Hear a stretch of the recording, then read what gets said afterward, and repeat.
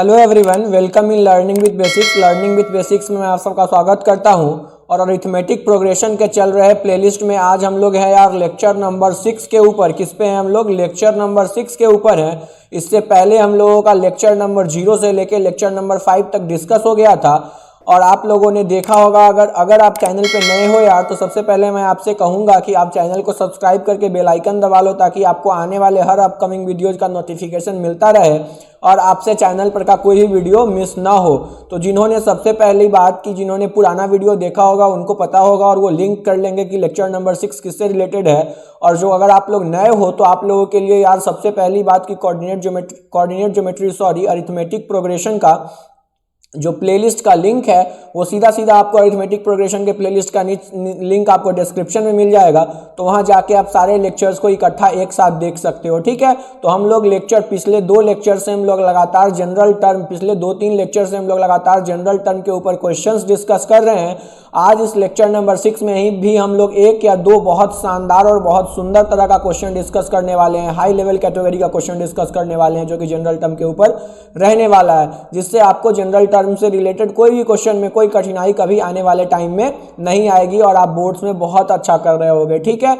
तो मेरा विजन यही है, इसी प्रॉमिसिंग फैक्टर के साथ मैंने शुरुआत किया था एपी का कि आपसे एपी का कोई भी क्वेश्चन नहीं छूटेगा किसी भी कंपटीशन एग्जाम में, ठीक है। और ना ही आपके बोर्ड्स एग्जाम में, ठीक, ना ही आपके प्री बोर्ड में, स्कूल टेस्ट में, कहीं भी नहीं, किसी जगह नहीं छूटेगा।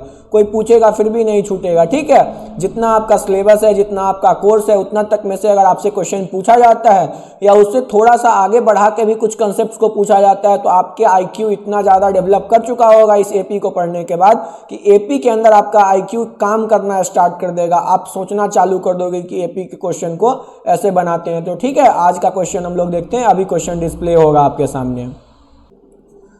तो गाइज वेलकम बैक। ये रहा क्वेश्चन जो आपके सामने डिस्प्ले हो रहा है और बहुत सुंदर और बहुत शानदार क्वेश्चन है। इसको अगर ध्यान से आप सीख लोगे फिर आपको जनरल टर्म के ऊपर कोई स्पेशल क्वेश्चन करने का जरूरत नहीं है।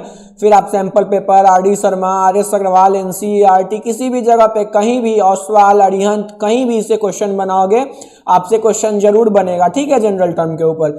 तो देखो क्या कहता है क्वेश्चन कि if the mth term of an AP be 1/n, मतलब mth टर्म मतलब कि क्या, mth टर्म मतलब tm और वो कितना है, 1/n है।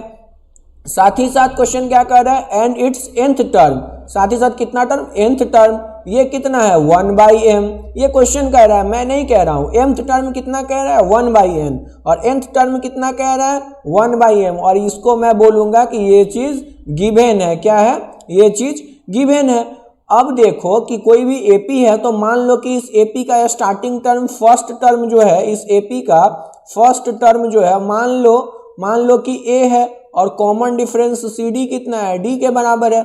एज्यूम कर लो, ठीक है। हमको जो चीज प्रूफ करना है, टू प्रूफ, क्या प्रूफ करना है हमको प्रूफ करना है कि टी एम एन का वैल्यू कितना होगा, 1 के बराबर होगा। क्या प्रूफ करना है गाइज हम लोग को प्रूफ करना है कि टी एम एन का वैल्यू 1 होगा। मतलब टी एम एनथ टर्म, मान के चलो कि 5वां टर्म और छठा, 5वां टर्म कुछ दे दिया, छठा टर्म कुछ दे दिया, तो तुमको 5वां और छठा मतलब टी तुमको एम एनथ बताना है।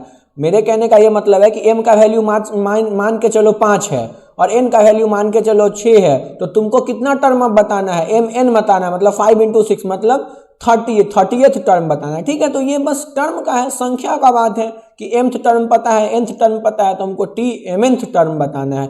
एक क्वेश्चन हम लोग प्रीवियस लेक्चर में देखे थे जिसमें हम लोग प्रूफ किए थे इसी तरीके से कि tm पता था, tn पता था, तो हमको इसी तरीके से बताना था उसमें कि m + nth टर्म जो होगा सो 0 के बराबर होगा, ठीक है। तो ये भी एक, अब ये प्रोडक्ट बेस्ड का एक क्वेश्चन हो गया, ठीक है। तो क्वेश्चन को अच्छे से देखना है और सीखना है कि कैसे जादू होता है। आपको जादू सब होता हुआ दिखेगा क्वेश्चन में, तो चीजों को समझो। मैं एक क्वेश्चन ही डिस्कस करूंगा इस वीडियो लेक्चर के अंदर और उसके बाद कुछ भी नहीं, फिर हम लोग इसको क्लब करेंगे यहीं पे जनरल टर्म वाले टॉपिक को, ठीक है। तो इस एक क्वेश्चन को आपको बहुत शिद्दत से और बहुत बहुत ही ईमानदारी पूर्वक से वीडियो को देख के समझना है, और अच्छा लगे तो कमेंट में कमेंट करके बताना है कि आपको प्रोसेस कैसा लगा, समझाने का मेरा प्रोसेस कैसा लगा आपको, और आपको चीज़ें समझ में आ रही हैं या नहीं, आप तक पहुँच रही हैं या नहीं, जो मैं बातें बताना चाह रहा हूँ, जो कॉन्सेप्ट्स मैं देना चाह रहा हूँ वो आप तक पहुँच रहा है या नहीं, वो मुझे पता चलना चाहिए, ठीक है। तो हमको प्रूफ क्या करना है, हमको गिवन क्या है, ये सारा बात मैं आपको बता दिया। प्रूफ करना है कि T M nth term 1 proof करना है, और जो दिया गया चीज है वो टी एम का वैल्यू 1/n और टी एन का वैल्यू 1/m, इन्हीं दो चीज के बेसिस पे हमको चीज प्रूफ करना है। तो देखते हैं प्रूफ, बिना किसी देरी के हम लोग प्रूफ देखते हैं अपना। तो हम लोग अब क्या कह सकते हैं कि a plus m-1 into D, ये किसके बराबर है यार। अब हम लोग किसका बात कर रहे हैं, हम लोग टी एम का बात कर रहे हैं, और टी एम किसके बराबर दिया हुआ था, 1/n के बराबर दिया हुआ था। तो टी एम को क्या लिखोगे, टी एम टर्म को क्या लिखोगे, a plus m-1 into D, और ये किसके बराबर है, 1/n के बराबर है। mth टर्म का अगर बात करोगे तो mth टर्म किसके बराबर है, जो mth टर्म है यार वो mth टर्म 1/n के बराबर है, ठीक है। यहां तक कोई दिक्कत नहीं। तो a plus m-1 into D equals to 1/n बोलोगे। साथ ही साथ जो tn है अपना, वो tn किसके बराबर है, 1/m के। तो इसको बोलोगे यार कि a plus n-1 into D, ये किसके बराबर है, 1/m के। तो एक इक्वेशन ये और एक इक्वेशन ये।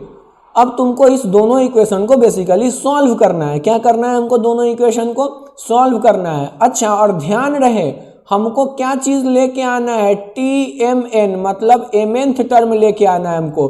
तो m और n का प्रोडक्ट जैसा चीज मेरे दिमाग में आते रहना चाहिए, ठीक है। क्या करूंगा, मैं सोच रहा हूं कि हमको इन दोनों इक्वेशन को सॉल्व करना है।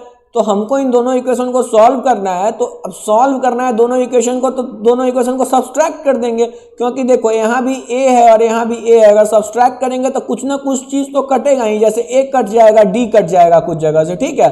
तो दोनों इक्वेशन को हम लोग सब्सट्रैक्ट कर देंगे। क्या कर देंगे, दोनों इक्वेशन को सब्सट्रैक्ट कर देंगे। Subtracting 2 from 1। 2 को हम किस में से घटा रहे हैं, 1 में से घटा रहे हैं, ठीक है। तो 2 को 1 में से घटाओ तो a में से a चला गया, कुछ नहीं बचा।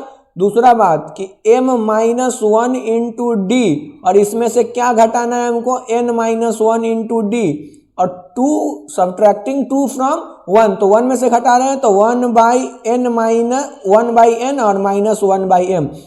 यहाँ तक कोई दिक्कत नहीं यार। तो ये हो गया अपना md माइनस डी और माइनस nd और प्लस d, ठीक है। तो डी भी खत्म हो गया, equals to 1/n minus 1/m।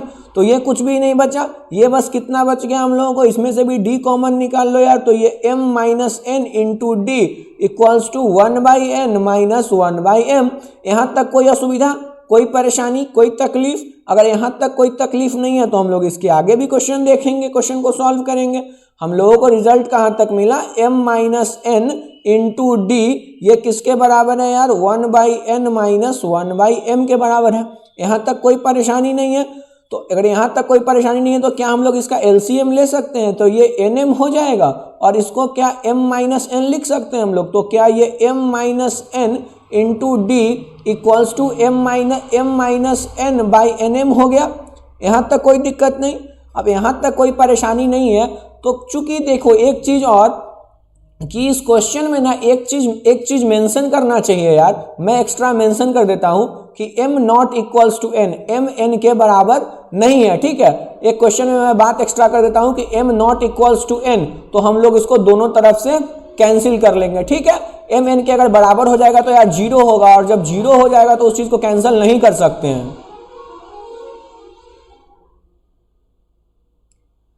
हमेशा कैंसलिंग करते वक्त ये चीज ध्यान रखना होता है कि जिस चीज को हम लोग कैंसिल कर रहे हैं वो कैंसलिंग टर्म 0 के बराबर नहीं होना चाहिए। तो क्वेश्चन में एक चीज इंक्लूड वो करना चाहिए, थोड़ा प्रोफेशनल क्वेश्चन हो जाएगा, फिर क्वेश्चन जो कहना चाह रहा है एक्चुअल क्वेश्चन हो जाएगा। m not equals to n, तो आप लोग क्या m माइनस n और m माइनस n को काट दोगे।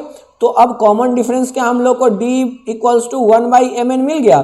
तो अब क्वेश्चन में आपको एक बार क्या मिल चुका है, कॉमन डिफरेंस। तो कोई एक इक्वेशन का आप यूज कर लो। अब यूजिंग इक्वेशन 1, कोई एक इक्वेशन का हम लोग यूज कर, कुछ भी नहीं, तो वही कोई एक इक्वेशन का यार हम लोग यूज कर लेंगे, ठीक है। मान के चलो मैं इक्वेशन 1 को यूज कर लेता हूँ, किसको, मैं 1 को यूज कर लेता हूँ, और ए अपना क्या था, a plus m minus 1 into D equals to किसके बराबर था यार, 1/n के बराबर था, ठीक है। अब हम लोग इक्वेशन 1 को यूज करेंगे तो d को कहाँ रखेंगे, इसके जगह पे रखेंगे, d को इसके जगह पे रखेंगे, कोई तकलीफ नहीं। अगर d को कोई यहाँ पे रखेंगे कोई तकलीफ नहीं है, तो ये a प्लस m माइनस 1 और d का value by mn equals to कितना निकल के आया, 1/n। यहाँ तक कोई असुविधा नहीं, कोई परेशानी नहीं। तो हम लोग इसको आगे देखते हैं। इसी टर्म को मैं फिर से लिखता हूँ ताकि थोड़ा भी आपको दिक्कत झिझक ना रहे। m minus 1/mn equals to कितना निकल के आया यार, ये 1/n। इसी इक्वेशन को हम लोग सॉल्व कर रहे हैं। तो बस क्या, कुछ भी नहीं है, इसका क्या करो आप जो है सो LCM ले लो। अब LCM लेने से भी ज़्यादा अच्छा ये है कि एक चीज़, मतलब अब आपका दिमाग में क्या क्या चीज़ चलेगा। आप बोलोगे कि भैया मैं LCM ले लेता हूँ, LCM लेके देखता हूँ कि क्या होता है पहले, फिर मैं देखूँगा। मैं कहता हूँ यार LCM नहीं लेते हैं। क्यों नहीं लेते हैं, इस बात को समझो कि LCM मैं लेना क्यों प्रेफर नहीं करता हूँ। आपको एक बार कॉमन डिफरेंस मिल गया, क्या मिल गया आपको, एक बार कॉमन डिफरेंस मिल चुका है। तो कॉमन डिफरेंस आपको मिल चुका है, ओवरऑल आपको प्रूफ क्या करना था, ये भी तो दिमाग में रखो। जो चीज़ प्रूफ करना है उसको भी तो दिमाग में रखना है गाइज। आपको प्रूफ करना है कि t mnth टर्म 1 के बराबर होगा, ठीक है। तो आपको प्रूफ करना था कि t mnth टर्म 1 के बराबर है, तो मतलब आपको क्या, t mnth का क्या मतलब होगा, a plus mn minus 1 into D equals to 1। यही बात लिखा हुआ होना चाहिए। क्या मैं गलत बोल रहा हूँ। t mnth टर्म का जब बात कर रहा है तो a plus mn minus 1 into D. m का बात किए mth टर्म का तो m माइनस 1, n का बात किए तो n माइनस 1। अब mnth टर्म का अगर बात कर रहे हैं तो mnth टर्म क्या होगा, mn माइनस 1। इसमें कोई असुविधा, कोई परेशानी। अब कोई परेशानी अगर इसमें नहीं है तो हम लोग देखते हैं कि हमको इसी तरीके से कुछ डिड्यूस करने जैसा चीज़ करना पड़ेगा। तो अब मेरे हिसाब से यहाँ ए को इकलौता रखना ही ज़्यादा बेनिफिशियल काम होगा। तो इसको मैं ऐसे रखता हूँ और इसको मैं ऐसे ही रखता हूँ यार, और हम लोग उसको उधर उठा के लेके चले जाते हैं। तो a इक्वल्स टू हम क्या लिखेंगे, 1/n और माइनस का m माइनस 1/mn, ठीक है। यहाँ तक कोई दिक्कत नहीं। अब हम लोग क्या करेंगे, अब हम लोग जो चीज़ करेंगे उसको ध्यान से देखो। mn हम लोग LCM लिए तो यहाँ पे ये आया m, ठीक है। mn हम लोग क्या लिए, mn हम लोग LCM लिए। तो mn LCM अगर हम लोग ले लिए तो mn LCM लेने के बाद ये n कैंसिल, ये m और माइनस का m माइनस 1, ठीक है। इसको आप लिख सकते हो m माइनस 1 प्लस 1/mn, ठीक है। Sorry m minus m plus 1/mn, ठीक है। अब जो चीज़ कैंसिल होने वाला है उसको कैंसिल कर दो, मतलब क्या निकल के आया, 1/mn, ठीक है। तो d का वैल्यू भी कितना निकल के आया, 1/mn, और a का वैल्यू भी कितना निकल के आया, 1/mn। तो d और a दोनों मिल चुका है हमको, और दोनों किसके बराबर है, d और a दोनों 1/mn के बराबर है, ठीक है। अब जो चीज़ आपको प्रूफ करना था उसको समझो। आपको क्या प्रूफ करना था, t mn 1 के बराबर, टू प्रूव, ठीक है। ये बिल्डिंग ब्लॉक सब तैयार कर रहे थे हम लोग। t mn किसके बराबर प्रूफ करना था, 1 के बराबर। इसको आप क्या लिखोगे, a plus mn minus 1 into D equals to 1, ठीक है। इसको यही लिखोगे आप। तो अब हम लोग बस इसको सॉल्व कर लेते हैं। क्या ये 1 के बराबर है, तो आप इसको देखो, a plus mn minus 1 into D. बस इसको सॉल्व करते चलो यार। a के जगह पे क्या रख दोगे, a के जगह पे मैं रख दूंगा 1/mn, यहाँ तक कोई असुविधा नहीं, और प्लस mn माइनस 1, और d के जगह पे भी मैं क्या रख दूंगा, 1/mn। अब mn मैं LCM लूँगा, मैंने LCM लिया, और यहाँ पे मैंने रखा 1 प्लस mn माइनस 1। अब देखो क्या 1 कैंसिल हो गया, क्या 1 तो 1 कैंसिल हो गया, और जो चीज़ बचा वो क्या बचा, mn/mn। क्या ये भी कैंसिल हो गया और ये भी 1 के बराबर आया। तो हम लोग क्या ये बात कह लिए, ये प्रूव कर लिए हम लोग, ये क्या ये चीज़ प्रूव कर लिए। अब समझने वाला बात गाइज ये है क्वेश्चन में कि यहाँ तक पहुँचने के लिए ये सब चीज़ ध्यान में रखना जरूरी था। जैसे कि सबसे पहला बात, जब ये चीज़ प्रूव करना था जिस वक्त, उस वक्त ही ये चीज़ ध्यान रखना कि टी mth का क्या मतलब होता है, और टी mth का मतलब ये चीज़ लिखना, ये चीज़ लिखा हुआ ध्यान में आना जरूरी था।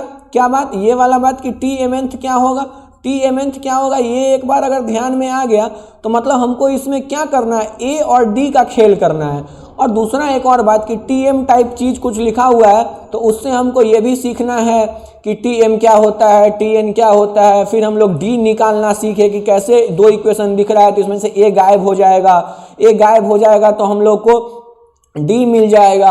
अब एक बार हम लोगों को फिर डी मिल गया तो अब हम लोग को देखना है कि डी को डाल के इक्वेशन में हम लोग क्या निकाल सकते हैं। तो जब डी को डाले तो हम लोग को ए मिल गया। अब ए और डी दोनों मिल गया तो अपने इक्वेशन में उसको पुट करके ये चीज़ प्रूफ कर लिए। तो जो वे है ना, जो मंजिल है वहाँ तक पहुँचने के लिए जिन रास्तों से चल के हमको वहाँ तक पहुँचना है, वो रास्ते हो सकते हैं शुरू में टेढ़े दिखाई दे। ध्यान देना गाइस, लर्नर्स ध्यान देना कि मंजिल जहाँ है उस मंजिल तक पहुँचने के लिए जिन रास्तों से होके हमको आगे बढ़ना है, हो सकता है वो रास्ते पहले बहुत टेढ़े, बहुत मेढ़े, बहुत आड़े, बहुत तिरछे दिखाई दे, लेकिन ये ज़रूर है कि जब कुछ कदम उस पर आगे बढ़ेंगे फिर भी हमको अपना मंजिल ना दिखाई देने के बाद कुछ और कदम आगे बढ़ेंगे तो कहीं से एक रोशनी का सुराख हमको ज़रूर दिखाई देगा, जो हमको हमारे मंजिल तक हमारा हाथ पकड़ के हमको लेके जाएगा और वहाँ पे बिठा देगा कि देख राहगीर, तू यहाँ आना चाहता था और तू यहाँ पहुँच गया। तब हमें खुशी होगी कि हाँ, जिस रास्ते पर मैंने आगे पैर बढ़ाया था अपना, वो भले आड़ा तिरछा, भले टेढ़ा मेढ़ा दिखाई दे रहा था, लेकिन उसका रास्ता ऐसा नहीं था कि बंद हो जाने वाला था। ठीक है, तो कदम बढ़ाने से कभी पीछे मत हटो, कदम बढ़ाओ।